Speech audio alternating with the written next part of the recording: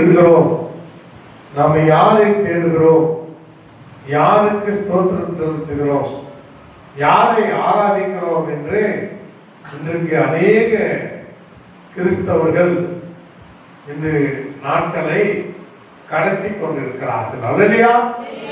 ஆராதனை வீணாக செலுத்தி கொண்டிருக்கிறார்கள். யாருக்கு செலுத்துகிறோம் என்றோ எங்கே செலுத்துகிறோம் என்றோ தெரியாமல் இன்று அழைத்து தெரிந்து கொண்டிருக்கிறார்கள். ஒரு மனிதன் கிறிஸ்துவுக்குள் பிறந்திருப்பானால் அவன் கிறிஸ்துவை அறிந்திருக்கிறவனாய் இருக்கிறான். அல்லேலூயா. ஒருவன் கிறிஸ்துவை அறிகிற அறிவை பெற்றிருப்பானால் அந்த கிறிஸ்து தான் சத்தியம் என்று அறிக்கையிடுகிறவனாய் இருக்கிறான். ஏனென்றால் வேதம் சொல்கிறது, நானே வழியும் சத்தியமும் ஜீவனுமாய் இருக்கிறேன். யார் சொன்னார் அந்த வார்த்தை? கர்த்தராகிய இயேசு கிறிஸ்து சொன்னார். இயேசு கிறிஸ்து ஒரு வார்த்தை சொன்னால் அது சத்தியம்.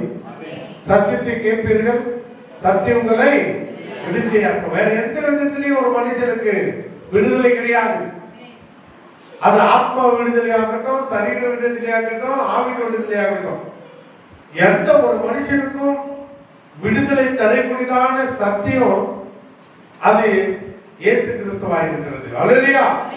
சத்தியம் என்றால் தேவனுடைய வார்த்தை. அந்த வார்த்தை தான் தேவனாக மாமிசமாக வந்தது என்று வேதம் சொல்கிறது. வேதம் முழுவதுமாய் யாரை முன்னிறுத்துகிறது என்று சொன்னால் கர்த்தராகிய இயேசு கிறிஸ்துவை முன் அறிவிக்கக்கூடியதா இருக்கிறது, முன்னே நிறுத்துகிறது. ஏனென்றால் இது சத்திய வேதாகவும் தேவனுடைய சரீரமாய் இருக்கிறது. அல்லேலூயா. இது தேவனாய் இருக்கிறது. இந்த தேவன் நாம் காண்கின்றபடி கர்த்தராகிய இயேசு கிறிஸ்துவாய் இந்த பூமியில வந்து உன் பாவத்திற்காகவும் என் பாவத்திற்காகவும் அவர் என்ன செய்தார்? மரித்து உன்னோடு கூட அவரோடு கூட வைத்துக் கொள்ளும்படியாய் மூன்றாம் நாள் அவர் உன்னையும் என்னையும் சேர்த்து உயிரடை செய்தார். அல்லேலூயா. அவர் செய்த மகத்துவமான காரியங்கள். அவரு இன்று நாளையோ மறுநாளோ இயேசுவை நாம் தேடும்படியாகவே, இயேசுவை நாம் அறிந்து கொள்ளும்படியாக செய்யவில்லை. அவர் இந்த பூமியை உருவாக்குவதற்கு முன்பாகவே, இந்த பூமியினுடைய சகல சிருஷ்டிகளை உருவாக்குவதற்கு முன்பாகவே இந்த பூமியை ஆளவும் பண்படுத்தவும் பயன்படுத்தவும் கர்த்தர் நம்மை முன்குறித்தார். அல்லேலூயா. நமக்காகத்தான் இந்த பூமி படைக்கப்பட்டது, நமக்காகத்தான் சர்வ சிருஷ்டியும் படைக்கப்பட்டது, நமக்காகத்தான் நிலவு படைக்கப்பட்டது, நமக்காகத்தான் சூரியன் படைக்கப்பட்டது, சந்திரன் படைக்கப்பட்டது, காற்று படைக்கப்பட்டது, மண்ணு படைக்கப்பட்டது. எல்லா விதமான காரியங்களும் நமக்காகவே படைக்கப்பட்டது. அல்லேலூயா. ஏனென்றால் நீயும் நானும் அவர் சிந்தனையிலே நாம் இருந்தோம். அவர் வித்தா இருக்கிறபடினாலே அவர் வித்து இந்த பூமியிலே ஆளும்படியாய் கர்த்தர் என்ன செய்தாரு? நம்மை முன்குறித்தபடி இந்த காலகட்டத்தில் பிறந்து வளர்க்கும்படி செய்கிறார். அல்லேலூயா. ஆகவே நாம் முன்குறிக்கப்பட்ட ஆத்மாவா காணப்படுகிறோம். முன்குறிக்கப்பட்ட கிறிஸ்தவர்களாக இருக்கிறோம். அல்லேலூயா. நானே சொல்லுவேன், நாம் யாரு? கிறிஸ்தவர்கள். கிறிஸ்து மதம் அல்ல. நான் கிறிஸ்து மதம், எந்த மதத்தை சேர்ந்தவரே? நான் கிறிஸ்து மதமே கிடையாது. அல்லேலூயா. ஒருவன் கிறிஸ்தவனா இருந்தால் அவன் மதத்துக்குரியவன் அல்ல. அப்படி என்றால் ஒருவன் புதிய சிருஷ்டியா இருக்கிறான். காரணம், இயேசு கிறிஸ்துக்குள்ளாக இருக்கிறவன் புதிய சிருஷ்டியா இருக்கிறான். ஏனென்றால் அவன் கிறிஸ்துக்குள் இருக்கிறான். அல்லேலூயா. கிறிஸ்துவுக்குள் ஜாதி கிடையாது, மதம் கிடையாது, என்ன எந்த விதமான பேதங்களும் நாடு வித்தியாசங்களும் என்ன மனிதனுடைய கலர் வித்தியாசமும் கிடையாது. ஏனென்றால் அவர்கள் கிறிஸ்துவுடையவர்கள், வார்த்தையா இருக்கிறார்கள். அல்லேலூயா. வார்த்தையும் சத்தியமா இருக்கிறது, சத்தியம் கிரி செய்யக்கூடியதா இருக்கிறது, சத்தியம் சுகப்படுத்துகிறதா இருக்கிறது. அல்லேலூயா. ஆகவே சத்தியத்தை அறியணும், அது உங்களை விடுதலையாக்கும். அப்படின்றால் சத்தியம் என்னென்று அறியுறது. சத்தியம் எப்படி இருக்கும்? சத்தியம் என்றால் என்ன? முதல்ல அல்லேலூயா. வார்த்தை என்றால் எந்த வார்த்தை? மனிதனுடைய வார்த்தையா, சாத்தானுடைய வார்த்தையா, தேவனுடைய வார்த்தை, சிருஷ்டிக்கிற வார்த்தை. ஆதியிலே தேவன் வானத்தையும் பூமியை சிருஷ்டித்தார். அந்த வார்த்தை அல்லேலூயா. அந்த வார்த்தை தேவனிடத்தில் இருந்தது, அந்த வார்த்தை தேவனாக இருந்தது. அல்லேலூயா.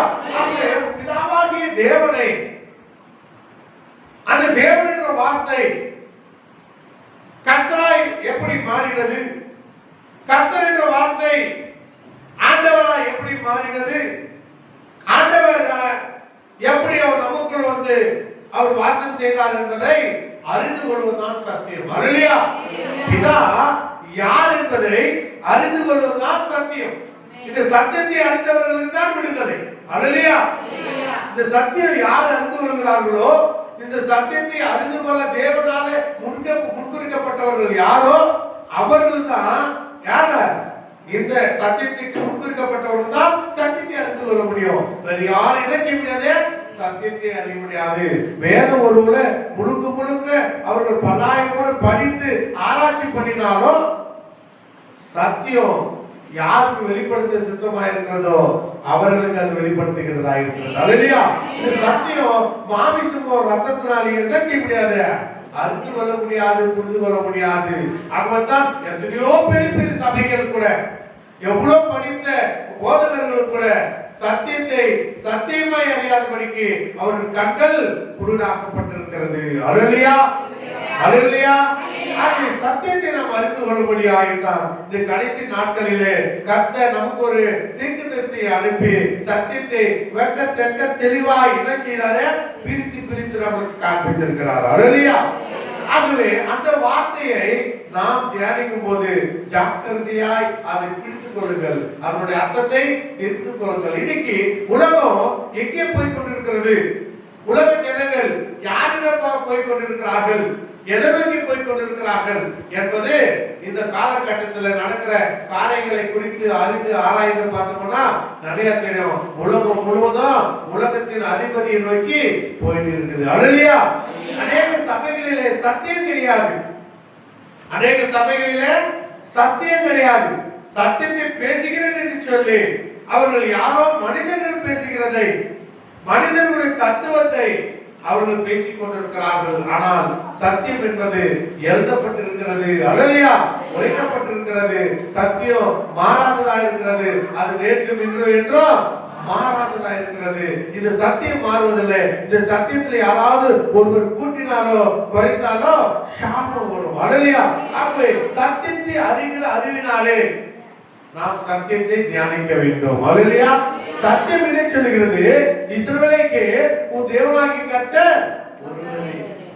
இந்த வேதம் முழுவதும் ஒரே தேவனை குறித்து தான் பிரசங்கிக்கிறது, பிதாவை குறித்து தான் பிரசங்கிக்கிறது. அல்லேலூயா. பிதா ஒருவரே, இரண்டு மூன்று அல்ல. அல்லேலூயா. பிதா ஒருவரே.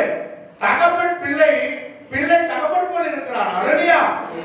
ஆகவே பிள்ளை வேறொருவன் அல்ல, தகப்பனுடைய சக்தியாய் பிள்ளை இருக்கிறான். ஆகவே சக்தி பிள்ளைக்குள்ள தந்தைக்குள்ள இருந்துதான் பிள்ளை வந்தான். அல்லேலூயா.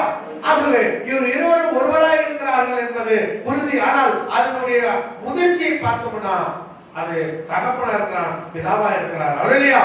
பிதா என்பது ஒரு தேவன் தான், இரண்டு மூன்று தேவர்கள் அல்ல. பிதா ஒரு தேவனாகவும், குமாரன் ஒரு தேவனாகவும், பரிசுத்தாவி ஒரு தேவனாகவும் போதிக்கிற போதனை எங்கிருந்து வந்தது? வேதத்திலிருந்து வந்ததா என்று பார்த்தோம் என்றால் இல்லவே இல்லை. இது காலப்போக்கில் மனிதனுடைய தத்துவங்களும் உலகத்தினுடைய மதங்களும் உலகத்தினுடைய அரசாங்கங்களாலும் அவர்கள் என்ன செய்கிறார்கள்? சட்ட திட்டங்கள் மூலமாய் சபை ஒழுங்கில் மிக்கமாய் ஜனங்களை அவன் புரட்டி போடும்படியாய் சாத்தான் செய்த சதியான வேலையாய் இருக்கிறது. அல்லேலூயா. அல்லேலூயா. ஏனென்றால் தேவனாகிய கர்த்தரை விசுவாசிக்கிறவர்கள் அவர்கள் வஞ்சிக்கப்படத்தக்கதான காரியங்களை சாத்தான் செய்து கொண்டிருக்கிறார். ஆகவே தான் அநேக சபையில ஆயிரக்கணக்கான லட்சக்கணக்கான கூடுகிற சபையில கூட சத்தியம் அங்கு வேறுமாய் பேசப்படுகிறது, புரட்டி போடுகிறதா இருக்கிறது. சத்தியத்தை அவர்கள் அறிந்தாலும் அதன் அர்த்தத்தை புரிந்து கொள்ள முடியாமல் இருக்கிறது. காரணம், யாருக்கு தேவன் வெளிப்படுத்த சித்தமா இருக்கிறாரோ அவர்களுக்கு வெளிப்படுத்துகிறார். அல்லேலூயா. அவர்கள் கேட்கிறேன், வேதம் முழுவதும் அப்படியே கரைச்சி குடித்த அந்த இஸ்ரவேலர், அந்த யூதர்கள் ஏன் சிலுவையிலே தேவனை அறிய வேண்டும்? அவருக்கு வேதம் தெரியாதா? கன்னிகை கர்ப்பவதியாகி ஒரு குமாரனை பெறுவார் என்று தீர்க்கதரிசி மூலமாய் உரைக்கப்பட்ட வார்த்தை அவங்களுக்கு தெரியாதா? தெரிந்திருந்தோம்.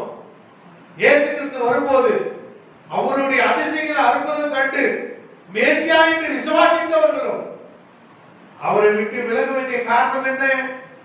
நேரம் வரும்போது கர்த்தரே அவர்களை பிரித்தெடுக்கிறவராக இருக்கிறார். அல்லேலூயா. ஒரு கோதுமை மணியானது நிலத்திலே விளைகின்ற போது சில நேரங்களில் கிளைகள் வருகிறது, கிளை அப்படியே விடுறாரு. ஏற்ற நேரம் வரும்போது அந்த கிளையை பிடிக்க போடுகிறாரு. கிளை பிடிக்கப்பட்ட பிறகு எல்லாம் சரியாச்சுன்னா இல்ல, அந்த கதிரிலையும் வித்தியாசங்கள் இருக்கிறது. அல்லேலூயா. அந்த கதிரை இருக்கும் போது அது நல்லா போரடித்து நல்லா தூற்றி நல்ல முத்திரதை அவர்கள் என்ன பண்ண களஞ்சியத்துக்கு சேர்க்கிறாங்க. அதோடு போதுமானதா இருக்கிறதா? இல்லை. அந்த களஞ்சியத்தில் வருகிற அந்த தானியத்தை, அந்த விதையை அவர்கள் என்ன செய்வார்கள்? தண்ணீர்ல போடுவார்கள். தண்ணீர்ல போடுவோம் போது என்ன ஆகும்? அரை குறையெல்லாம் மேல வந்துடும். அல்லேலூயா. மேல வந்ததெல்லாம் எடுத்து போட்ட பிறகு அது தண்ணிக்குள்ள இருக்கிற அந்த விதை தான் தரமானது. அதை விதைக்கும் போது அங்க என்ன ஆகுது? முளைத்து கதிராய் வருகிறது. அல்லேலூயா. அப்போ கதிரிலேயே அறக்குறை இருக்கிறது. அல்லேலூயா. அநேக கிறிஸ்தவர்கள் அன்று அறக்குறையாகத்தான் வேதத்தை அறிந்து கொள்கிறார்கள். சத்தியம் என்ன சொல்கிறது என்பதை அறிவதில்லை, ஆராய்வதில்லை. பாஸ்டர் என்ன சொல்றாரு, போதகர் என்ன சொல்றாரு, பிஷப் என்ன சொல்றாங்க, எங்களுடைய வழிகாட்டிகள் என்ன சொல்கிறார்கள், எங்களுடைய முன்னோடிகள் என்ன சொல்லியிருக்கிறார்கள் என்றுதான் அவர்கள் பார்த்து சபையை நடத்துகிறார்கள், சபைக்கு போதிக்கிறார்கள். ஒழிய வேதம் என்ன சொல்கிறது என்பதை குறித்து என்ன இல்லை, அவர்களுக்கு கொஞ்சமோ அங்கே ஞானம் குறைபாடாக இருக்கிறது. அல்லேலூயா. காரணம் கர்த்தர் கண்களை மறைத்திருக்கிறார். அல்லேலூயா. சத்தியம் ஒரு தேவனை குறித்து தான் பேசுகிறது. ஒரே தேவன். இஸ்ரவேலே கேள், உன் தேவனாகிய கர்த்தர் நான் ஒருவரே. உலகத்துக்கு முழுவதும் அதுதான் சத்தியம். இஸ்ரவேலுக்கு ஒரு மாதிரி, மற்றவர்களுக்கு ஒரு மாதிரி சத்தியம் இல்லை. உலகம் முழுவதும் அங்கே சத்தியம் ஒரே தேவனை குறித்து தான் பேசுகிறது. ஆகவே தான் ஆதாமிடம் தேவன் பேசும்போது, அவன் பாவம் செய்கின்ற போது, ஆதாமே நீ எங்கே இருக்கிறாய் என்று கேட்கும் போது அவன் சொல்லுகிறான், தேவனே ஒரு சத்தத்தை கேட்டு நான் ஒளிந்து கொண்டேன். அப்போ தேவனே என்று சொன்னார். அவன் ஒருவரை தான் கூப்பிடுகிறான். அல்லேலூயா. அல்லேலூயா. தேவனே என்று சொல்கின்ற வார்த்தை ஒருவரை குறிப்பிடுகிறது. அப்ப ஆதாம் அங்கே ஒருவரிடத்தில் தான் பேசினான். அங்கு 2-3 பேர்களிடத்தில் இல்லை. இங்கே நாம் வாசித்த வேத வசனம் ஆதியாகமம் 18ஆம் அதிகாரம் 1ஆம் வசனத்தை வாசிங்க. பின்பு கர்த்தர் தரிசனமானார். பகலில் உஷ்ண வேளையில் அவர் ஒரு கூடார வாசலில் உட்கார்ந்து இருக்கிறாரு.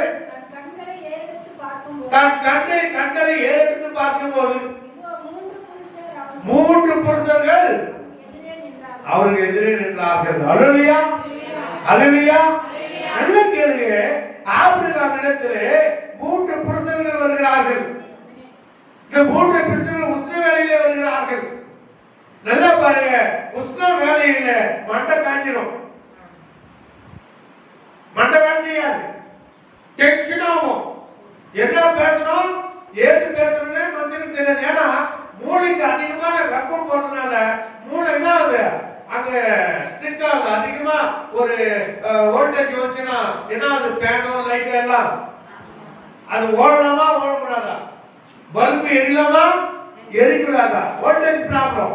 அது போல உஷ்ணமான வெயில் நேரத்துல அதிகமாய் சரீரத்துல கூடாரவாசல உட்காந்துக்கிறான். அது நல்ல முதிர்ந்த வயது உள்ளவன். என்ன வயசு? 98 வயசு, 99, 98 வருஷம், 98 வயசு வந்துருக்குது, 99 ஆகும்போது. அப்படிப்பட்ட ஒரு வயதான காலத்துல ஒரு மண்டை காயில ஒரு முதியவருக்கு எப்படி அவன் மனநிலைமை இருக்கும்? அல்லேலூயா. குழம்பி போயிருக்கும். என்ன பேசுறாங்க தெரியாது. இப்ப இருக்கிற 20 வயசு 25 வயசு பசங்கள என்ன பேசுதுன்னு அதுக்கு தெரியல. அல்லேலூயா. ரொம்ப வயசானவங்களுக்கு என்ன பேசுறது என்ன தெரியும். ஆனா மண்டை காஞ்சி போகுது இல்லையா, வயசு கோளாறு, ரத்தம் சுட்டு போச்சுன்னா அங்க என்ன ஆயிடுது, உங்களுக்கு அதிகமா வேலை செய்யறது, கை கால் எல்லாம் வேலை செய்யாது. அதனாலதான் சொல்லுவாங்க 60 வயசு ஆச்சுன்னா அட்டலம் கட்டணும். இவர் 100 வயசு திட்டமிட்டு இருக்கிறவரு, அதுவும் உஷ்ணமான வெயில் நேரத்துல அப்படியா கண்ணு மக்கி போய் அப்படியா பாப்பாரு. அல்லேலூயா.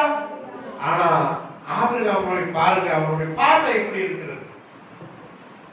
அவன் கண் மங்கி போன நேரத்தில் கூட அவர் கண்கள் 3 பேரை காட்டுகிறது. அல்லேலூயா. 3 புருஷர்களை காட்டுகிறது. 3 பேரை பார்க்கிறார். ஆபிரகாம் அங்கே என்ன சொல்கிறான்? ஆண்டவரே என்று கூப்பிடுகிறான். அல்லேலூயா. அவன் கண்களிலே 3 பேராய் காட்சி தெரிந்தாலும் அவன் இருதயம் சொல்கிறது ஒரு தேவன் தான். அல்லேலூயா. தேவனாய் கர்த்தர் ஒருவரே என்ற அந்த வாக்குத்தத்தம் சத்தியம் மோசே மூலமா எழுதினதுல ஆதி முதல் கொண்டு சத்தியம் அதுதான் சொல்லிக் கொண்டிருக்கிறது. ஆனால் ஆதாம் தேவரீர் என்று கூப்பிட்டான். அல்லேலூயா. இங்கே கர்த்தர் அவர்களுக்கு காட்சி, அதாவது ஆபிரகாமுக்கு காட்சி அளிக்கும் போது 3 புருஷர்கள் நிற்கிறார்கள். 3வரையும் பார்த்து ஆபிரகாம் பேசவில்லை, ஒருவரிடத்திலே பேசுகிறான். அல்லேலூயா. அவன் நல்லா தெரிந்த தேவ தூதர்கள் யாரு, தேவன் யார் என்பதை அவன் நல்லா தெரிந்தவனாய் இருக்கிறான். ஏனென்றால் தேவனுடைய சத்தத்தை கேட்டவன். அல்லேலூயா. ஆபிரகாமின் விசுவாசத்தை போல நாம் விசுவாசிக்கிறோம் என்று சொல்லுகிறோமே, நாம் கண்களிலே பார்க்கிற காக்கிற காட்சியை குறித்து உன்னுடைய கேள்வி என்ன, உன்னுடைய பதில் என்ன, உன்னுடைய புரிந்து கொள்ளுதல் என்ன? 3 பேர் நிற்கிறார்கள். ஆனால் அங்கே ஆபிரகாம் ஆண்டவரே என்று ஒருமையிலே பேசுகிறார். காரணம் அவன் ஒரு தேவனை உறுதியாக பற்றிக் கொண்டிருந்தவன், ஒரு தேவனை விசுவாசித்தவன். ஆகவே தான் அவன் விசுவாசம் அவனுக்கு நீதி எனப்பட்டது. அல்லேலூயா. அல்லேலூயா. அப்போ பாருங்க, அவன் பார்க்கிற பார்வை பாருங்க. அவன் தேவனை நோக்கி பார்த்தபடினாலே தேவன் அவனுக்கு ஒருவராய் தெரிகிறார். ஆனால் அந்த 3ல 2 பேர் எங்கே போறாங்க? சோதம் பட்டணத்துக்கு போகிறார்கள்.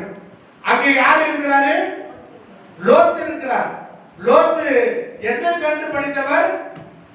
பசுமை உலகம் கண்டு படித்தவர். அவன் கண்டு என்று பார்க்கல, பசுமையான வயல் நிலையத்தை, பசுமையான நிலத்தை அவன் கண்டு அவனுக்கு சொந்தமாக்கி கொண்டான். அல்லேலூயா. அவன் பார்வை உலகத்தை பார்க்கிறது, ஐஸ்வர்யத்தை பார்க்கிறது, பசுமை பார்க்கிறது. அல்லேலூயா. பார்வையில தான் வித்தியாசம். தேவனை உன் பார்வையில தான் நீ வித்தியாசம் கண்டுபிடிக்கணும். அல்லேலூயா. பார்வை 1 2 3 பாருங்க. இங்கே 2 தேவதூதர்களை பார்த்து லோத்து சொல்லுகிறான், ஆண்டவமார்களே என்றான். அல்லேலூயா. எந்த ஒரு இஸ்ரவேலனும் யூதனும் ஆபிரகாம் சந்ததியும் தேவனால் அழைக்கப்பட்டவர்கள், தேவனால் முன்குறிக்கப்பட்டவர்கள், தேவ ஆவியை பெற்றவர்கள் தேவனை பங்கு போட மாட்டாங்க. அல்லேலூயா. அல்லேலூயா. ஆண்டவமாரே, ஆண்டவமார்களே. அப்ப ஒன்றுக்கு மேற்பட்ட தெய்வத்தை அங்க என்ன செய்கிறான்? லோத்து அங்க முடிவு பண்றான். அவன் பார்வையில முடிவு பண்ணிட்டான். ஒன்றுக்கு மேற்பட்ட தெய்வங்களை உருவாக்குற வேலை யாருக்கு தெரியுமா? ஒன்றுக்கு மேற்பட்ட தெய்வங்களை உருவாக்குற காரியங்கள் யாருக்கு? அல்லேலூயா. சாத்தானுடைய வேலை. ஆதியிலே யோவானிடத்திலே அந்த மிருகம் பேசும்போது, சர்பெண்ட் பேசும்போது அது என்ன சொல்கிறது? யோவானே, நீங்கள் இந்த கனியை புசித்தால் நீங்கள் தேவர்களை போல ஆயிடுவீங்க. அல்லேலூயா. அங்க இருக்கிறது, அப்பொழுது இருக்கிற தேவன் ஒருவரே, தேவ தூதர்கள் அநேகர். அல்லேலூயா. தேவன் ஒருவரே, தேவ தூதர்கள் அநேகர். அதனால்தான் தேவ தூதர்களோடு கூட தேவன் பேசும்போது நாம் மனுஷனை நம் சாயல் ரூபத்தின்படி செய்வோமாக என்றார். அப்போ தேவ தூதர்களோடு கூட அவர் பேசுகிறார், இயேசு கிறிஸ்துவோடு கூட அவர் பேசுகிறார். அல்லேலூயா. நல்லா பாருங்க, ஒன்றுக்கு மேற்பட்ட தேவனை உருவாக்குறது வேலைதான் சாத்தானுடைய வேலை. அவன் எந்த இடத்திலேயாவது உருவாக்க முடியும். அவன் ஏதேன் தோட்டத்திலேயாவது உருவாக்கினான். அல்லேலூயா. ஏதேன் தோட்டத்திலே ஆதி மனுஷனிடத்திலே அது உருவாக்கினவன் நீங்க சபைகளில் உருவாக்க மாட்டானா? ஜாக்கிரதையா இருக்கணும். நம்ம சத்தியத்தை அறிந்தால் தான் சத்தியம் நம்ம விடுதலையாக்கும். அல்லேலூயா. அப்படின்னு சொன்னால் அங்கே ஒரு தேவனை குறித்து பார்வை ஆபிரகாமுக்கு ஒரு மாதிரியா இருந்துச்சு, லோத்துக்கு ஒரு மாதிரியா இருந்துச்சு. பிரியமானவர்களே, எங்கே ஒரு தேவன் இருக்கிறாரோ அங்கே ஆசீர்வாதம். அல்லேலூயா. அல்லேலூயா. இங்கே 2 3 தேவங்களை உண்டாக்குறார்களோ அங்கே சாபம். அது சபையா இருந்தாலும் சரி, அது ஊழியக்காரர்களா இருந்தாலும் சரி, பெரிய பெரிய ஸ்தாபனமா இருந்தாலும் சரி, யாரா இருந்தாலும் சரி, ஒன்றுக்கு மேற்பட்ட தெய்வங்களை உருவாக்குற இடம் அது சாத்தானுடைய சிம்மாசனமாக இருக்கிறது. அல்லேலூயா, அல்லேலூயா. அப்படி என்று சொன்னால் ஆபிரகாம் பார்வையிலே இருந்த அந்த விசுவாசம் நமக்குள் இருக்குமானால் நாம் சந்தித்து அறிந்தவர்களாக இருக்கிறோம். அல்லேலூயா, அல்லேலூயா. நாம் பார்க்கிற பார்வை, தேவனுடைய சத்தத்தை கேட்கும் போது அவர் யார் என்பது நாம் புரிந்து கொள்ள வேண்டியவர்களாக இருக்கிறோம். அங்கே சோதம் பட்டணம் அழிக்கப்பட்டது. ஆபிரகாம் அவனுக்கு பிள்ளை பாக்கியம் கிடைத்தது. அல்லேலூயா. இங்கே ஆண்டவர் எங்கே ஒப்பந்தம் போறாரு? யார் என்று ஒப்பந்தம் போறாரு? ஒரே தேவன் என்று விசுவாசித்த ஆபிரகாம் என்று ஒப்பந்தம் போறார். வருகின்ற பருவ காலத்திலே, அறுவடை காலத்திலே உன்னுடைய உன்னுடைய மனைவி ஒரே புத்திரனை பெற்று எடுத்திருப்பார். அல்லேலூயா. அங்கே நெருப்பிலே அழியப்பட்டு மனைவியும் அங்கு புத்துணாய் மாறினார். அப்போ பார்வை வித்தியாசம். ஒரு தேவனை பார்க்கிறியா, இல்லை தேவர்களை பார்க்கிறியா? பிரியமானவர்களே, சத்தியத்தை அறிந்தவர்கள் ஒருபோதும் ஒன்றுக்கு மேற்பட்ட தேவர்களை அவர் நமஸ்கரிக்க மாட்டார்கள். தெரிந்து செய்ய மாட்டாங்க, தெரியாமல் செய்ய மாட்டாங்க. அல்லேலூயா. அது தேவனால் முன்குறிக்கப்பட்டதா இருக்கும், தேவனுடைய ஆவி பெற்றதா இருக்கும். மோசே அங்கே முன்பதாரிலே, அந்த ஓரத்தில் இடத்துல, அந்த சமபூமியிலே, அல்லேலூயா, அங்கே முச்செடி எரிகிறது. ஆனால் அக்கினி எரிந்து கொண்டிருக்கிறது, முச்செடியோ அவியாமல் இருக்கிறது. இது என்ன அதிசயம்? அல்லேலூயா. எப்பவுமே தேவன் அதிசயமானவர். அல்லேலூயா. அவர் அதிசயமானவர், அவர் ஆலோசனை கர்த்தர், அவர் சமாதான பிரபு. அல்லேலூயா. நல்லா பாருங்க, இதெல்லாம் இந்த வார்த்தை எல்லாம் யாரை குறிக்குது? நீங்க அப்படியே திங்க் பண்ணீங்க. சமாதான பிரபு யாரை குறிக்குது? அதிசயமானவர் யாரை குறிக்குது? ஆலோசனை கர்த்தர் யாரை குறிக்குது? அல்லேலூயா. சரி, இங்கே அந்த நெருப்பு வருகிற அந்த புற்செடி, அந்த அக்னியான, அந்த அற்புதமான, அந்த அதிசயமான இடத்தை காணும்படியாய் மோசே கிட்ட போகிறான். அல்லேலூயா. வசனத்தை வாசிங்க. யாத்ராகமம் 3ஆம் அதிகாரம் 4ஆம் வசனத்தை வாசிங்க. அவன் பார்க்கும்படி கிட்ட வருவதை கர்த்தர் கண்டார். முச்செடியின் நடுவில் இருந்து தேவன் அவனை நோக்கி, மோசே மோசே என்று கூப்பிட்டார். அவன் இதோ அடியேன் என்றார். அப்போது அவர், இங்கே கிட்டி சேராயாக, உன் கால்களில் இருக்கிற பாதரட்சையை கழற்றி போடு, நீ நிற்கிற இடம் பரிசுத்த பூமி என்றார். பின்னும் அவர், நான் ஆபிரகாமின் தேவனும் ஈசாக்கின் தேவனும் யாக்கோபின் தேவனும் ஆகிய உன் பிதாக்களுடைய தேவனாய் இருக்கிறேன். அல்லேலூயா. எல்லாம் பாருங்க, முச்செடிக்குள் இருக்கிற அக்னி, அந்த அக்னி பேசுகிறது. தேவன் என்னவா இருக்கிறாரு? அக்னியா இருக்கிறார். அல்லேலூயா. இந்த அக்னி பேசுகிறது. நீங்க நிறைய காலத்துல அக்னி அபிஷேகத்தை பத்தி பேசுறாங்க. அக்னி அபிஷேகம் என்பது தண்டனை கொடுக்கப்பட்ட பிள்ளைகளுக்காக ஒதுக்கப்பட்ட ஒரு காரியம். அல்லேலூயா. அக்னியில் விழுந்தா வேதனை தான், சுற்றி இருக்கப்படுகிற காரியம். ஆனா எல்லாம் அக்னி பெற்றுக்கொள், அக்னி பெற்றுக்கொள் ஏமாத்தி இருக்கிறாங்க. சரி, அந்த வேலைக்கு நம்ம போக வேண்டாம், நம்ம சத்தியத்தை பேசுவோம். அல்லேலூயா. இங்கே மோசே அந்த அக்னி பேசுகிறது. என்ன பேசுகிறது? அக்னி, முச்செடிக்குள்ள இருக்கிற அக்னி என்ன பேசுது? மோசே மோசே. அதுக்கு முன்னாடி வசனம், முச்செடிக்குள்ள கிட்ட போகும்போது அந்த அது என்ன பேசுது? டக்குனு வசனத்தை எடுத்து வாசி. தேவன் அவனை நோக்கி, அல்லேலூயா, தேவன் அவனை நோக்கி. நல்லா ஷார்ப்பா இருக்கணும். எல்லாம் இந்த நெட் பார்த்து, இந்த யூடியூப் பார்த்து எல்லாம் மென்டல் எல்லாத்துக்கும் இந்த ஸ்டிக் ஆக்ஷன் எல்லாம் பண்ணுவோம். அந்த காலத்துல சினிமா பாட்டு போடுவாங்க, எவ்வளோ பெருசு இந்த பிளேட் இருக்கும். நாங்கள் சின்ன வயசா இருக்கும், அப்படியே ஸ்டிக் ஆயிடுது. என்னன்னா ஒன்றுமே புரியாத ஆயிடுது. அல்லேலூயா. ஷார்ப்பா இருக்கும். நிறைய பொங்கல் அதுக்கெல்லாம் எப்படி எப்படி அப்படி ஒரு மென்டல் ஆகிட்டு இருக்கும், அப்படி ஆகிடும். அல்லேலூயா. அப்படி இல்லை, ஷார்ப்பா இருக்கணும். கிறிஸ்தவர்கள் எப்பொழுதும் ஷார்ப்பா. இங்கே அந்த அக்னி அக்கினி குறித்து வேதம் என்ன சொல்கிறது? தேவன் மோசேயை நோக்கி. அப்ப அந்த அக்கினி என்னவா இருக்கிறது? தேவனா இருக்கிறது. அல்லேலூயா. அப்போ அக்கினி தேவன். அந்த தேவனை பார்க்கும்படி மோசே கிட்ட போறான். அது யாருடைய தேவன்? அல்லேலூயா. அந்த தேவன் சொல்லுகிறது, நான் ஆபிரகாம் தேவனும் ஈசாக்கின் தேவனும் யாக்கோபின் தேவனுமா இருக்கிறேன். அல்லேலூயா. அப்ப ஆபிரகாமுக்கு ஒரு தேவன் தான், ஈசாக்குக்கு ஒரு தேவன் தான், யாக்கோபுக்கு ஒரு தேவன். அல்லேலூயா. அப்போ அந்த ஒரு தேவனை தான் மோசே அங்கே அந்த சத்தத்தை கேட்டு அவன் கீழ்ப்படிந்தான். அல்லேலூயா. எப்பொழுதும் பிதாவாகிய கர்த்தருக்கு மாத்திரமே நாம் கீழ்ப்பட வேண்டியவர்களாக இருக்கிறோம். அல்லேலூயா.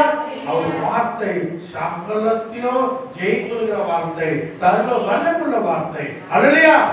சர்வ வல்லமுள்ள தேவனாகிய கர்த்தர் சொல்கிறார், நான் ஆபிரகாம் தேவனோ ஈசாக்கின் தேவனோ யாக்கோபின் தேவனுமா இருக்கிறேன். அந்த மோசேயிடத்தில் தான் தேவன் பேசுகிறார். மோசே, நீ இஸ்ரவேல் மக்களுக்கு கட்டளை கொடு. என்ன கட்டளை? முதல் கட்டளை, உன் தேவனுக்கு நான் ஒருவரே. அல்லேலூயா.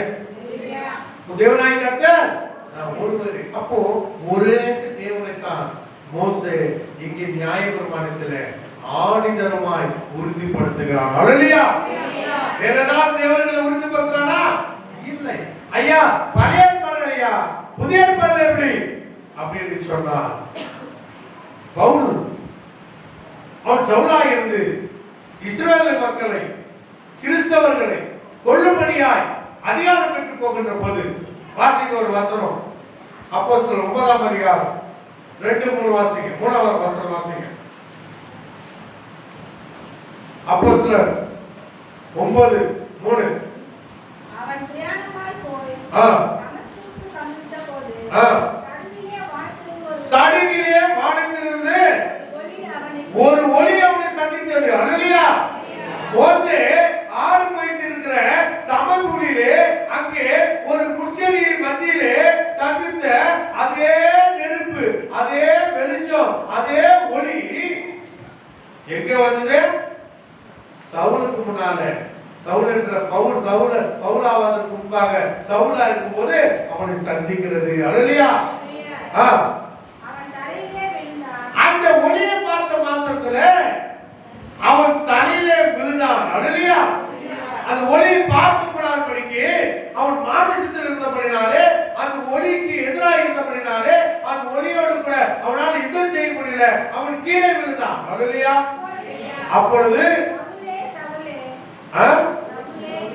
சவுலே சவுலே, நீ என்னை ஏன் துன்பப்படுத்துகிறாய் என்ற சத்தத்தை கேட்கிறான். பாருங்க, ஒரு ஒளி வருது. அந்த ஒளியை காணாதபடிக்கு, அந்த ஒளியை எதிர்த்து நிற்காதபடிக்கு அங்கே சவுல் என்ன செய்கிறான்? அங்கே கீழே விழுகிறான். கீழே விழுந்த அந்த சவுலை பார்த்து ஆண்டவர், அதாவது அந்த வெளிச்சம் பேசுது, அந்த ஒளி பேசுது. என்ன சொல்லி? சவுலே சவுலே, நீ ஏன் என்னை துன்பப்படுத்துகிறாய்? அல்லேலூயா. இப்போ பாரு, இப்போ அங்க சவுல், பவுல் என்ற சவுல் அவன் என்ன சொல்றான்? ஆண்டவரே. அல்லேலூயா. நல்லா பாருங்க, ஆண்டவர் என்று இயேசு கிறிஸ்துவை அறிக்கை செய்கிறவர்களை கொல்லும்படியாய்தான் அங்க என்ன வராரு? பவுல் அங்க குதிரை மேல ஏறி வராரு. அல்லேலூயா. ஏன்னா ஆண்டவர் ஒருத்தர் தானே, பிதா ஒருவரே, அது ஒருவனை கண்டதில்லையே. அப்படி பிதா அங்கே யாரும் இல்லாத ஒரே பிதாவா இருக்கிறபடினாலே அந்த பிதாவை இயேசு கிறிஸ்து தான் பிதா என்று சொல்லுகிறார்கள், ஆண்டவர் என்று சொல்லுகிறார்கள். ஆகவே மனிதனை ஆண்டவர் சொல்லுகிறவர்களை என்ன செய்ய போறார்? வெட்டி சாய்க்க போறான்னு தான் அதிகாரத்தை பெற்று வருகிறான். இங்க பாருங்க, யாரோடு யுத்தம் பண்ண வருகிறான்? இயேசுவை ஆண்டவர் என்று அறிக்கை செய்கிற கிறிஸ்தவர்களை வெட்டும்படியாய் அங்கே சவுல் வந்து கொண்டிருக்கிறார். பவுல் என்ற சவுல் வந்து கொண்டிருக்கிறார். அவனை பார்த்து இயேசு கிறிஸ்து நடுவிலே ஒளியா நிற்கிறார். ஒளியை பார்த்து உணர்ந்தவன் இப்ப சொல்றான், ஆண்டவரே. அல்லேலூயா. ஏன்னா ஒரு யூதனுக்கு தெரியும், ஒரு இஸ்ரவேலுக்கு தெரியும் ஆண்டவர் எப்படி வருவார். அல்லேலூயா. ஆண்டவர் ஒளியா இருக்கிறார், ஆண்டவர் வெளிச்சமா இருக்கிறார். ஆண்டவர் அக்னியா இருக்கிறார், ஆண்டவர் வார்த்தையா இருக்கிறார், ஆண்டவர் அன்பா இருக்கிறார். அல்லேலூயா. சாதாரண ஒரு யூதனோ ஒரு இஸ்ரவேலனோ யாருமே என்ன செய்ய மாட்டாங்களா? ஆண்டவரே என்று யாரையும் கூப்பிட மாட்டாங்க. ஏன்னா அவர்கள் யெகோவாவை ஆண்டவர் என்று சொல்லிக் கொண்டிருக்கிறார்கள். அல்லேலூயா. மேசியாவை ஆண்டவர் என்று சொல்லிக் கொண்டிருக்கிறார்கள். அவர்கள் ஆள வேண்டும் என்று விரும்புகிறார்கள். அல்லேலூயா. அப்படி இருக்கிற பட்சத்துல அவன் எப்படி ஆண்டவரே என்று சொல்லுவான்? ஏன்? அவனுக்குள் இருந்த பரிசுத்த ஆவி ஆண்டவரை பார்த்த மாத்திர அவனையே அறியாம ஆண்டவரே என்று கூப்பிட வைத்தது. அல்லேலூயா. சொல்லுகிறாரு, இவன் ஆண்டவரை கூப்பிட்டான், அக்னிதான் ஆண்டவரே சரியா கூப்பிடலாம். ஆனா அந்த அக்னி சொல்லுது பாருங்க, வாசிங்க. ஆண்டவரே நீ யார் என்றார். அதற்கு கர்த்தர், நீ துன்பப்படுத்துகிற இயேசு நானே. இங்க பாரு, இப்ப அவன் கேக்குற ஆண்டவரே நீ யார்? யார் கேக்குறாரு? சவுல். பவுல் என்ற சவுல் கேக்குறான், நீ யார்? அக்னியில இருக்கிறியே, வெளிச்சத்தில் இருக்கிறியே, வெளிச்சத்தில் இருக்கிற ஒரே பிதா தானே யெகோவா, எங்களுடைய தேவனாய் கர்த்தர். அவர்தான் ஆபிரகாமோடு இருந்தாரு, ஈசாக்கோடு இருந்தாரு, யாக்கோபோடு இருந்தாரு, மோசேயோடு இருந்தாரு, அல்லேலூயா, தாவீதோடு இருந்தாரு, சாலமோனோடு இருந்தாரு. அப்படிப்பட்ட தேவன் எனக்கு முன்னாடி நிற்கிறீர், நீ யார்? நாங்கள் ஆராதிக்க வேண்டிய தேவனா? அல்லேலூயா. கேள்வி சரியா இருக்குது. இப்ப அவர் சொல்றாரு, நீ துன்பப்படுத்துகிற இயேசு நானே. அல்லேலூயா. இப்போ நான் யார் ஆண்டவரே நீ யாருன்னு கேட்கும்போது நீ உன்னை உண்டாக்கின உன்னை சிருஷ்டித்த ஆண்டவராகிய இயேசு கிறிஸ்து நானே என்று சொல்கிறார். அல்லேலூயா. அல்லேலூயா. இப்போ சவுல் சொல்லுகிறாரு, பவுல் என்ற சவுல் சொல்லுகிறாரு, ஆண்டவரே என்னை என்ன செய்ய சித்தமா இருக்கிறேன். இப்ப ஆண்டவர் யார் என்று தெரிஞ்சுக்கணும். இயேசு கிறிஸ்து தான் ஆண்டவர். அல்லேலூயா. என் இயேசு கிறிஸ்து ஆண்டவராச்சே. இப்ப ஆண்டவர் எனக்கு முன்னால் நிற்கிறாரு. ஒருவேளை எனக்கு பழிவாங்க வந்துகிறாரா? நான் கிறிஸ்தவர்களை வெட்டுகிறேனே, குத்துகிறேனே, அழிக்கிறேனே, அதனால என்னை அழிக்க போறாரா? அவனுக்கு பயம் வந்துருச்சு. அல்லேலூயா.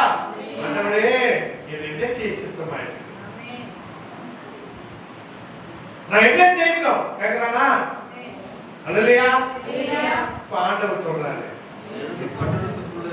போ, செய்ய வேண்டியத நான் உனக்கு சத்தியமா தேவனுடைய வார்த்தையை சத்தியமாய் அவன் ஏற்றுக்கொண்டான். சத்தியத்தை சத்தியமாய் ஏற்றுக்கொண்டான். அல்லேலூயா. இன்னைக்கு இந்த ஒரு தேவனை குறித்து நான் பேசுவது என்று என்ன இல்லை, எனக்கு நான் வேற 3 நாள் ஆச்சு நான் வேதத்தை தியானம் பண்ணி. அல்லேலூயா. என்ன செய்தி இருக்கணும் கூட நான் யோசனை பண்ணல.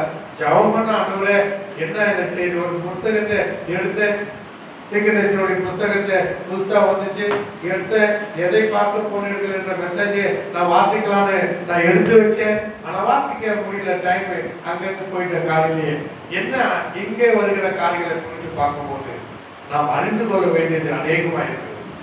உண்மையான சத்தியத்தை நாம் அறியணும். சத்தியம் நம்ம விடுதலையாக்கணும்னு சொல்லுது.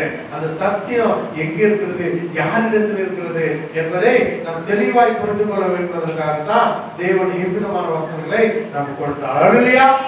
அப்போ பவுலுக்கு தேவன் தரிசனமாகும் போது அந்த ஆண்டவர் யார் என்று சொல்கிறார்? இயேசு என்று சொல்கிறார். அல்லேலூயா. அல்லேலூயா. யூதனுடைய ராஜா, உன் பாவத்து என் பாவத்துக்கு மரித்த இயேசு கிறிஸ்து அவர்தான் ஆண்டவராக இருக்கிறார். அது அவரே சொல்கிறார், ஆண்டவர் போதகரமாகிய நானே ஆண்டவர் என்று அவர் அறிக்கை செய்கிறார். அல்லேலூயா. பேதுரு ஆண்டவரை குறித்து சொல்கிறார், நீங்க சிலுவையிலே அறைந்த இயேசுவே நம் பாவங்களை சுமந்து தீர்த்த அவரே ஒரு தேவனா இருக்கிறார், நம்ம ஆண்டவரா இருக்கிறார். அல்லேலூயா. ஐயோ நம்ம ஆண்டவரை நீங்க சிலுவையிலே அறிந்தீர்களே, அவர்தான் நம்முடைய மேசியா, அவர்தான் ஆண்டவர் என்று அப்போஸ்தலர் 2லே சொல்லுகிற போது அவர்கள் மனசெல்லாம் குத்தப்படுது. நம்ம ஆண்டவரை நம்ம தேடி இருந்தோம், அவர் நம்ம மத்தியிலே நம்மளோடு கூட அவர் உருவாடி கொண்டிருக்கும் போது, உலாவிக் கொண்டிருக்கும் போது நாம் அவரை இழந்து விட்டு போயிட்டு. அல்லேலூயா. நீங்க ஆண்டவரை கூறு போட்டு இழந்து விடுகிறார்கள். ஆண்டவர் கூறு அல்ல, ஒருவராய் இருக்கிறார். அல்லேலூயா. நீங்க நான் என்னவா இருக்கிறேன்? மாமிசமா இருக்கிறேன், ஆத்மாவா இருக்கிறேன், ஆவியா இருக்கிறார். அல்லேலூயா. ஆவியை எடுத்துட்டா ஒண்ணு வேணாம் நானா இருக்க முடியுமா? ஒரு மனுஷன் 3 கலவையா சேர்ந்திருக்கான். ஆவி, ஆத்மா, சரீரம். தேவன் கூட அவர் 3 கலவையா இருக்கிறாரு, கண்டி 3ஆக இல்லை. அல்லேலூயா. தேவன், இயேசு, பரிசுத்த ஆவி. பிதா, குமாரன், பரிசுத்த ஆவி. இது 3ம் ஒன்றா இருக்கிறது. அல்லேலூயா. இந்த 3 நீ பிரிக்க முடியாது. அல்லேலூயா. சரீரம் ஒண்ணு, ஆத்மா ஒண்ணு, ஆவி ஒண்ணு, பிரிக்க முடியுமா? இங்க பிரிக்க முடியாது. 3ம் சேர்ந்துதான் பிதா. குமாரனும் ஆவியும் பிதாவும் சேர்ந்துதான் பரிசுத்த ஆவி. அல்லேலூயா. அதுதான் உலகத்தை சர்வத்தை சிருஷ்டித்தது. இது 3ம் பிரிக்க முடியாத சக்தி, ஒரே சக்தி. 3ஆய் என்ன உனக்கு காட்சி அளிக்கிறது. ஆனால் உன் பார்வையும் உன் இருதயமும் அது ஒன்றாதான் பார்க்கணும். அது ஒரு தேவனா தான் பார்க்கணும். அல்லேலூயா. இயேசு கிறிஸ்துவை நாம் எப்படி ஆண்டவர் என்று சொல்லுவது? அல்லேலூயா. இயேசு கிறிஸ்து இந்த காலகட்டத்துல நம்ம ஆண்டவர் என்று சொல்வதற்கு, ஆண்டவரோடு அவருடைய சரீரத்துல நம்ம அவர் எடுத்துக்கொண்டு போய் சேர்த்துக் கொள்வதற்கு நாம் என்ன செய்ய வேண்டும்? இன்னைக்கு நிறைய பேரு முக்காலம் குறித்து, ஞானஸ்தானம் குறித்து, அப்பம் வைக்கிறது குறித்து, கால் கழுவு குறித்து, இதுதான் நிறைய என்ன அது உபதேசங்களா, இதுதான் அதிகமாய் சண்டை போட்டுக் கொண்டிருக்கிறார்கள். அல்லேலூயா. ஞானஸ்தானம் பெறுவதனாலையும், கால்கள் கழுவுவதனாலையும், ராப்போஜனை எடுப்பதனாலையும், தேவாலயத்துக்கு வருவதனாலையும், சத்தியத்தை வாசிப்பதனாலையோ, பிரசங்கிப்பதனாலையோ, கேட்பதனாலையோ தேவனுடைய சரீரமாய் மாற முடியாது. அல்லேலூயா. தேவ ஆவியிலே நீ பிறந்திருக்கிறோம். அல்லேலூயா. இந்த காலத்துக்கு வேண்டியது என்ன? ஆவியின் ஞானஸ்தானம், பரிசுத்த ஆவியின் ஞானஸ்தானம். ஆவியில் பிறக்கணும். இதெல்லாம் மனுஷன் மூலமாய் கொடுக்கப்படுகிற காரியம். அல்லேலூயா. ஞானஸ்தானம் கூட ஒரு ஊழியக்காரனால கொடுக்கப்படுகிற. இயேசு கிறிஸ்துவுக்கு ஞானஸ்தானம் கொடுத்தது யோவான் ஸ்நானகர். அல்லேலூயா. ஆனா அந்த ஞானஸ்தானமே பவுல் வரும்போது செல்லாதுட்டான். அல்லேலூயா. பாவ மன்னிப்பு என்று நீங்கள் அப்போஸ்தலர் 2:38 படி பாவ மன்னிப்பு, முதல் மனம் திருப்பி பாவ மன்னிப்பு என்று கர்த்தராகிய இயேசு கிறிஸ்து நாமத்தினால ஞானஸ்தானம் பெறுங்கள் என்று சொல்லி பேதுரு ஞானஸ்தானம் கொடுத்தான். எல்லாம் சொன்னாங்க, ஐயா ஆண்டவர் கட்டளையை பேதுரு மீறிட்டாரு. அல்லேலூயா. ஆண்டவர் பெரியவரா, பேதுரு பெரியவரா? ஆண்டவர் சொன்னத கட்டளையை அவர் மீறிட்டார். வேதத்தை அவர் மீறிட்டா அவர் எழுதின புத்தகம் இல்ல. சுவிசேஷம் பழைய ஏற்பாடு, புதிய ஏற்பாடு வேஸ்ட். அல்லேலூயா. ஏன்னா சகலமும் இயேசு கிறிஸ்துவினாலே ஆவியினாலே எழுதப்பட்டிருக்கிறது. அல்லேலூயா. இது சகலமும் சத்தியம். இது ஒரு திரும்பம் எடுத்துப்பட முடியாது. அர்த்தம் புரியல. ஏசப்பா என்ன செய்தாரு? பேதுரை பார்த்து, சீடர்களை பார்த்து, நீ உலகம் முழுவதும் சகல ஜாதிகளுக்கும் அதாவது பிதா குமாரன் பரிசுத்த ஆவி நாமத்தினாலே ஞானஸ்தானம் கொடுங்கள் என்று அவர் கட்டளையிட்டார். இந்த கட்டளை தானே பேதுரு செய்திருக்கணும். அவர் சரியா செய்தானா அப்படின்னா என்ன கேட்டா அவர் சரியா செய்தான். அல்லேலூயா. அங்கே பிதாவை குறித்து அறிவு இல்ல, குமாரனை குறித்து தெரியாது புறஜாதிகளுக்கு, உலகத்தில் இருக்கிற சகல ஜாதிகளுக்கு பிதா யாருன்னு தெரியாது, குமாரன் எதற்காக வந்தான்னு தெரியாது, பரிசுத்த ஆவி எதற்காக இப்பொழுது இருக்கிறது என்பது தெரியாது. அதை பற்றி டிஃபரன்ஸ் அவங்களுக்கு தெரியாது. அவர்கள் உள்ளம் கள்ள பலவிதமான தெய்வங்களை உண்டாக்கி கொண்டிருக்கிறார்கள். ஆகவே அவர்களுக்கு பிதாவை குறித்தும் குமாரனை குறித்தும் பரிசுத்த ஆவி குறித்தும் உபதேசித்து அந்த நாமத்திலே ஞானஸ்தானம் கொடு என்று கட்டளையிட்டார். அல்லேலூயா. அதைத்தான் பேதுரு செய்கிறார். பிதா யாரு? பிதாவா வந்த இயேசு கிறிஸ்து யாரு? இயேசு கிறிஸ்து 3ஆம் நாள் வீட்டிலிருந்து பிதாவா இருக்கிறார் என்பதை அவன் அறிந்து பிதாவாகிய கர்த்தர், குமாரனாகிய இயேசு, பரிசுத்த ஆவியானவர் கிறிஸ்து, கர்த்தராகிய இயேசு கிறிஸ்து இது ஒரே தேவனாய் இருக்கிறது. அல்லேலூயா.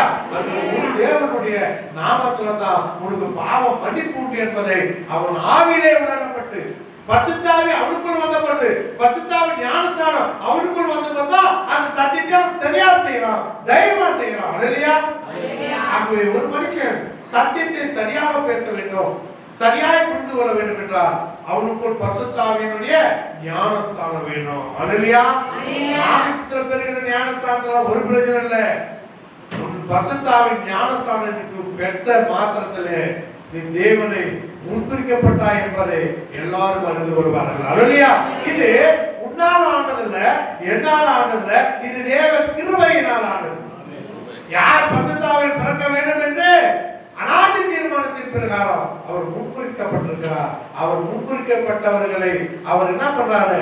அழைத்தும் இருக்கிறார். அழைத்தவர்களை நீதிமானாக்கி இருக்கிறார். நீதிமானவர்களை பரிசுத்தமாயிருக்கிறார். பரிசுத்தமானவர்களை மகிமைப்படுத்தி இருக்கிறார். அல்லேலூயா. மகிமைப்படுத்துறார் பத்தியா? அதுதான் ஆவியின் ஞானஸ்தானம். அவங்களால தான் தேவனிடத்துல சேர முடியும். அவர் வருகையில அவங்க தான் பங்கெட முடியும். அல்லேலூயா. அப்படின்னா பரிசுத்த ஆவியின் ஞானஸ்தானம் நீ பெற்றிருக்கிறாயா? பரிசுத்த ஆவியின் ஞானஸ்தானம் உனக்குள் இருக்கிறதா? பரிசுத்த ஆவியின் ஞானஸ்தானம் பெற்றிருந்தா நீ என்னென்ன செய்வார்? நெக்ஸ்ட் பாப்போம். கர்த்தர் ஆசீர்வதிப்பாராக. எல்லோரும் கூட எழுந்து நிற்போம். அல்லேலூயா. முழங்கால் படிப்போம். முழங்கால் படிக்காதீங்க. எழுந்துங்க. ஸ்தோத்திரம்.